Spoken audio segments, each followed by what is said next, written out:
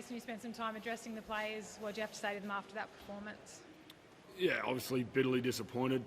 We felt at 14-12 we probably earned the right to stay in the contest, but I think from the moment Tom drops the ball and play one off the scrum, it just goes pear-shaped from there, and it just got bad to worse. And saying that, our execution, our attack was poor. That led to a lot of errors, brought some fatigue into the game, but yeah, really disappointed with that last 30 minutes.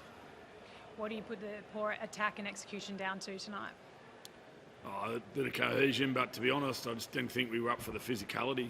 I don't think we came to the game with a defensive, physical side of us, and that generally leads to trying to play loose, trying to score every time you get the ball, and then not respecting that. And then, Bronx moved the ball, they played well, but they had as many errors as us at one point. But to be fair, they stayed at what they do well, and it was, like I said, it was pretty embarrassing by the end.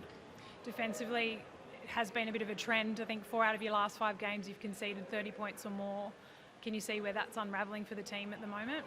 Yeah, there's process things that we know aren't in our system that we're doing. We're quite negative with how we're defending. Like I said before, completion rate was around 60% for the game. Well, that's going to put any defence under pressure. But it's attitude, and tonight our attitude was poor. There was points where we wanted to fight, and blokes like Jai Arrow were just absolutely ripping in out there and giving everything for his teammates. But we had too many blokes that weren't good teammates tonight. There was too many of them that weren't even close to rating what is an acceptable level at NRL, and that's our job through the week, is to find out why and fix it, because we need to fix it quick. Jason, at the start of the year you were getting rave reviews for your defensive clout, like you had it, and it seems to have fallen off a cliff. As a coach, how do you deal with that when you've seen that you can do it at the start of the season? Yeah, and that's probably the thing that's not got me worried too much. I'm obviously not happy with the points we're leaking, but at the same time, 2 weeks ago or 3 weeks ago, in our last game when we go to New Zealand, we have great defensive resolve. One of our best performances of the season, and that comes down to, like I spoke about before, just an attitude. But we're also completing in the 90%. Tonight we're at 60%. At one point we're probably under that. And that just puts fatigue on you, it creates frustration, and to be honest, separates your group. And that's what happened tonight. We weren't one team out there.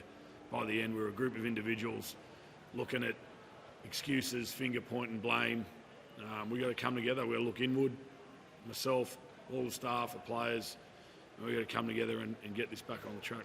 I guess Latrell's return, I know he's not going to solve it one man, but his return is crucial for South Sydney to give you something, a bit of belief, maybe just a spark to get you winning again. Yeah, we're lacking a bit of accountability and a bit of intent, and Latrell brings that. There's no doubt about that. Our numbers defensively when he plays are a lot better than when he doesn't play. But tonight, that's on the playing group.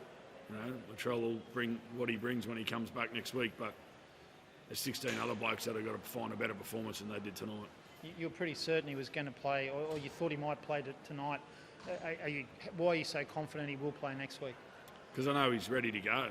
It's just a matter of getting more load into his calf and making sure that as of next week and onwards, his calf's ready to go. And that was a decision that was made, and it was the right one. It's not on Latrell, that performance tonight. Like I said, at 14-12, we led the game. We were right in that game, and we got to be better than we were in that last 30 minutes. Jason, we know 6 weeks to go, a huge road trip around Australia coming up. You could fall out of the 8 after this weekend now, after that effort. Are these quick fixes? I think so, yeah.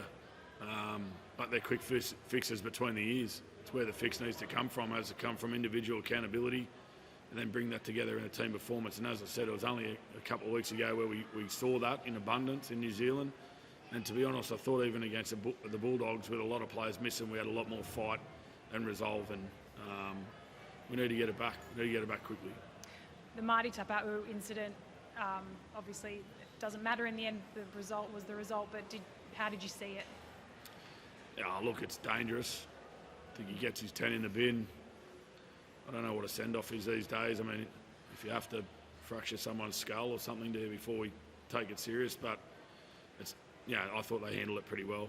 10 minutes. We played 60 minutes or 20 minutes, against 12 men.